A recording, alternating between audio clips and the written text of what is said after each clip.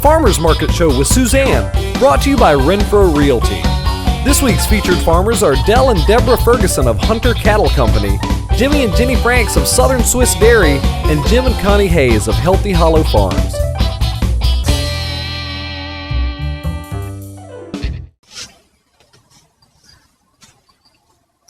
Hi, thanks for joining us today.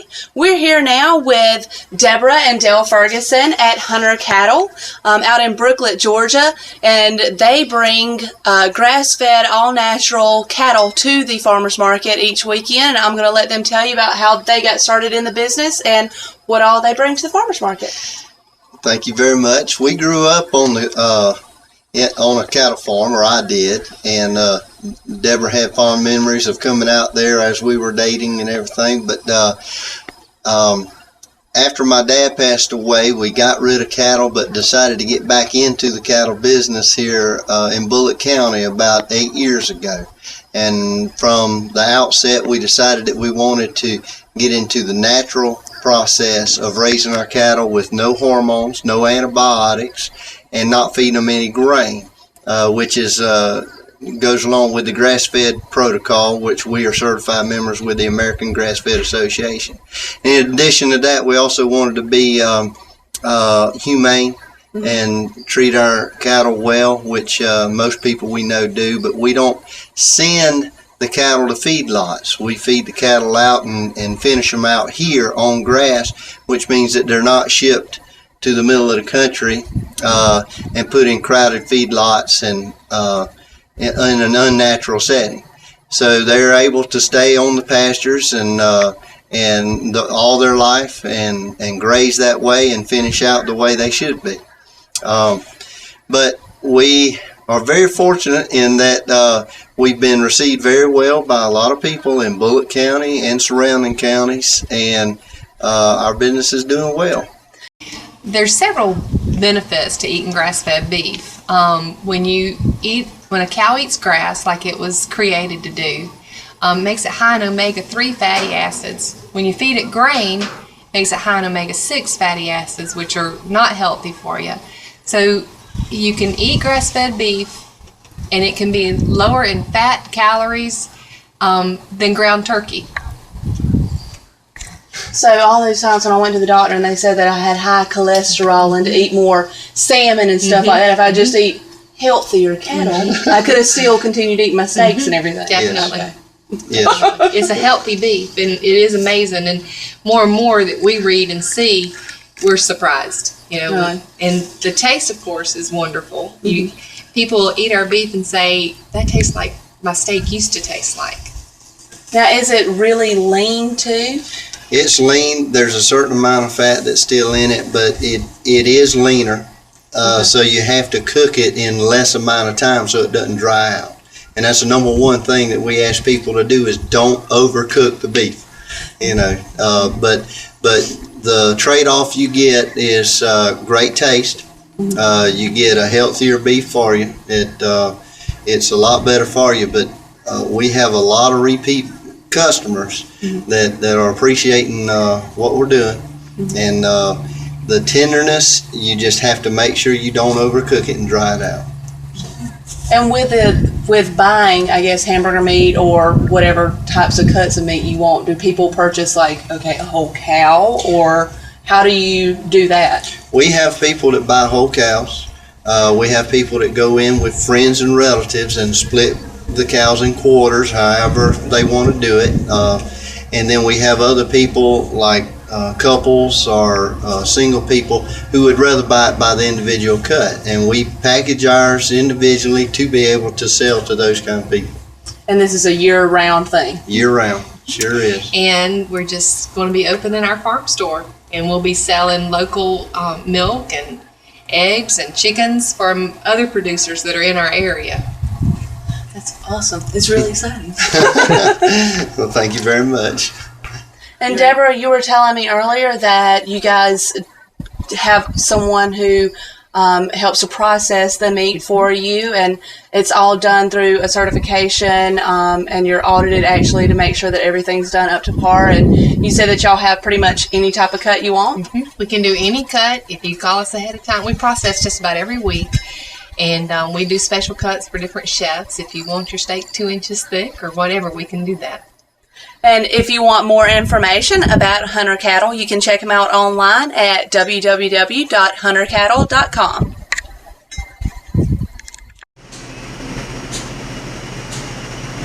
Hey, we're here now with Mr. Ginny and Miss Ginny Franks out here at Southern Swiss Dairy Farms, and they bring milk and several other things to the farmers market every Saturday. If you would, just tell us a little bit about how you got started and what are some of the other products you bring. Yeah, we started bottling last week of January, and we had got to the point that what they were paying us for wholesale milk prices, we couldn't afford the dairy anymore. So we had to make a decision, either get out or get bigger or go to a specific market. We could market our own milk. So we decided to go that way, and so far it's worked out very well for us. We're doing whole milk, 2% skim, chocolate. We do buttermilk, half and half, heavy cream. We're also making butter and 3 flavored butters right now. That's really going good for us. And you said you deliver pretty much all over the state of Georgia or southeast Georgia? Right now, mostly just from Augusta to kind of Savannah. Okay. And so you're the milkman. You deliver locally everywhere now. That's correct. Well, tell us a little bit about the process of what you do with your milk and what the difference is between what we can get from you and what we get at the grocery store. We pasteurize our milk at a low temperature, which is 147, and that's kind of a minimum because we can keep our quality of our product so much better, and we do not homogenize any of our milk. That means the cream will still rise to the top. It's just like old-timey milk. And there's some research now that says that it's a lot better for you. It will help lower your cholesterol because you're not absorbing so many of these fat cells when it's homogenized. But like y'all, our butter and everything we make is fresh. We make it straight from the cream. We bottle our milk the same day it comes from the cow. If we bottle it today, the milk that we bottle with milk from this cows this morning. So we try to get it as fresh as possible and get the shelf life as long as we can. But in this heat, it's tough keeping a good shelf life on milk. You've got to keep it cold. And you'll see some of the footage in just a second. We're going to show you the cows and where the milk actually comes from, and some more footage of Miss Ginny actually making some butter. Okay. Well, does it last as long, or what's the difference? It will last as long if you keep it cold, but if you don't keep it good and cold, it will spoil quicker than other milk. Okay. That's the secret. You've got to keep it cold. You got to realize it takes, what, Mary, is it 700 pounds of blood through the udder to make 1 pound of milk? Oh, wow. It's a high figure. I knew it at one time, I don't remember. Anyway, you got to try to keep it cool. We got 3 stalls that can lay down. You got fans blowing on. We got sprinklers that are wet them. Yeah. If you don't do that, they can't handle this heat. It's hurting them now bad. Really? The economic situation is there, and we've lost money on milk we shipped out the driveway for 18 straight months. Oh, wow. That's why we had to do something or get out. Yeah. Well, is the farmer's market, how is that helping you? It's happening. I mean, we're picking up some business there. You got a clientele there that comes every week pretty much. And, they've even asked us what are we going to do when we shut the market down. We're still going to come every Saturday to Statesboro because people want us to come. Hi, thanks for joining us. We're here now with Miss Connie and Mr. Jimmy Hayes with Healthy Hollow Farms, and they're going to tell us a little bit about their organic farm here. Just let us know how you got started in it and what all you bring to the farmers market.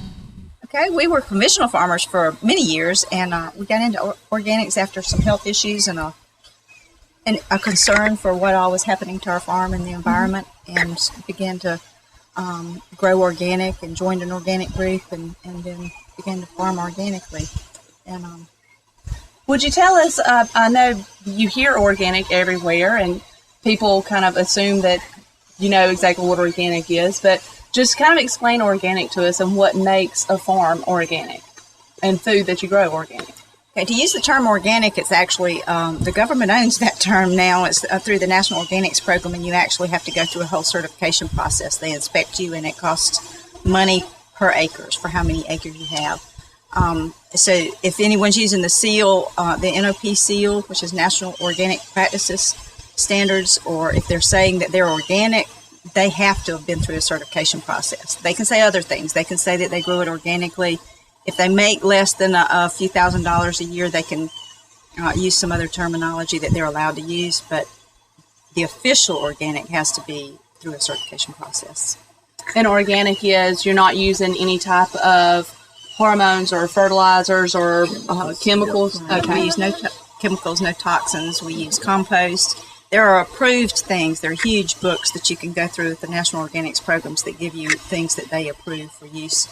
And for our farm, we use biodynamics as well. So biodynamics is another whole aspect of farming that gets into some interesting natural aspects. Looks at how getting healthy flora growing just the same way you do with your body.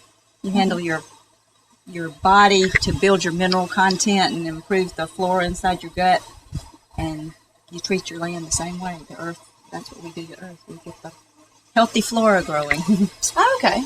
And we're going to go down and check out some of the peanuts that y'all have growing right now. We got out of farming through some very bad farm programs back in the 80s and began to lease out the farm. And we could see the soils were looking more and more like a beach every year.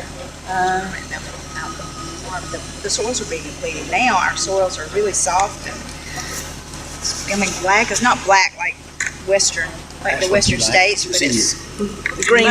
We've got organic matter in our soil now. Soft. It's real farming. You're growing real food, and the prices reflect real cost that we put into it. And so it's real cost, and people think it's higher priced, but in the end, you spend a lot less time in the doctor's office. Yeah. A lot less money. There's some good looking peanuts. That's one thing about eating good food. You can either pay for the food or you can pay the doctor. Take a choice. I mean, people, of course, the doctor usually comes later. But when you pay through the nose. We have lots of those. Look at this. Oh, Is that from the deer? that's from raccoons. Oh, raccoons? Neat.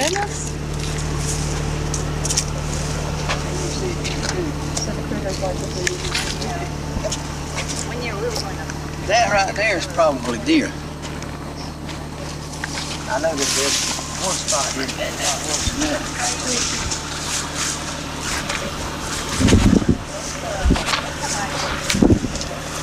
This is deer damage right here.